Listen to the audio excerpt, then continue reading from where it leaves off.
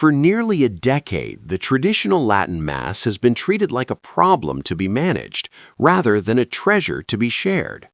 First suppressed by Pope Francis, then placed into a carefully managed state of limbo under Pope Leo XIV, permitted yet discouraged, legal yet uneasy, now the Vatican's Secretary of State has made the Church's position unmistakably clear. The liturgy must not become a source of division. Cardinal Pietro Parolin, in a March 26th statement to the Catholic Herald, doubled down on Pope Francis's original justification for suppressing the old rite. "I think we all share this assessment that the Pope gives," Parolin said, "in the sense that the liturgy must not become a source of conflict and division among us." He added that while solutions must be found to accommodate legitimate needs, any compromise must not turn the liturgy into a battlefield.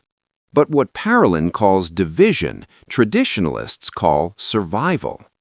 The confusion began with Pope Leo XIV's March 18th letter to the French bishops, delivered by Parolin himself.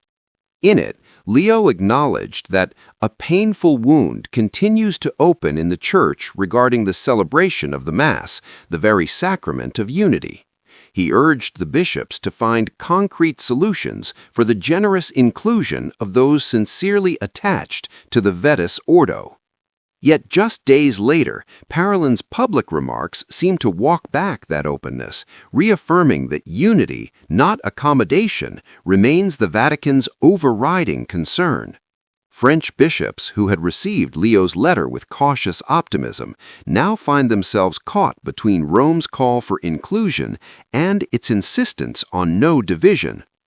Cardinal Raymond Burke has consistently argued that the traditional liturgy cannot be suppressed by any act of ecclesiastical authority. It is a question of an objective reality of divine grace that cannot be changed by a mere act of the will of even the highest ecclesiastical authority, Burke wrote in 2021. When Pope Leo permitted Burke to celebrate the traditional Mass in St. Peter's Basilica in October 2025, the Cardinal emphasized that this celebration symbolizes the unity with the Holy Father so desired by Catholics attached to the ancient rite. Dr. Peter Kwasniewski, a leading liturgical scholar, goes further.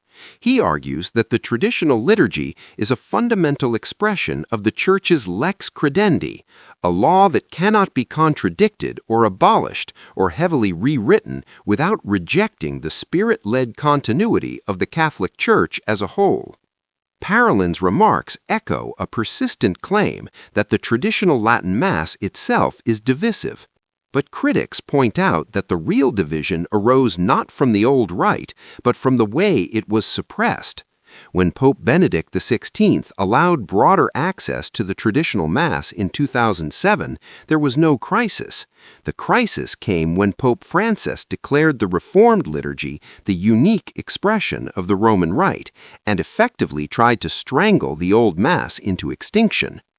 Sociological research presented to Pope Leo in a private March 5th audience tells a different story. Data from the forthcoming book, Trads, Latin Mass Catholics in the United States, shows that nearly 60% of Latin Mass attendees accept Vatican II to some degree, and only 4% strongly disagree. The schismatic hotbed narrative, the researchers concluded, lacks empirical support. Pope Leo has signaled that he will not overturn Traditionis Custodes, but will grant 2-year dispensations to bishops who request them. For traditionalists, this is not enough. For progressives, it is too much. And for the faithful caught in the middle, the painful wound remains unhealed. The question Parolin's remarks raise is simple but profound. When the Vatican calls for unity, does it mean unity in truth or unity through uniformity? The answer will determine whether the traditional liturgy survives, not as a tolerated exception, but as a legitimate expression of Catholic worship.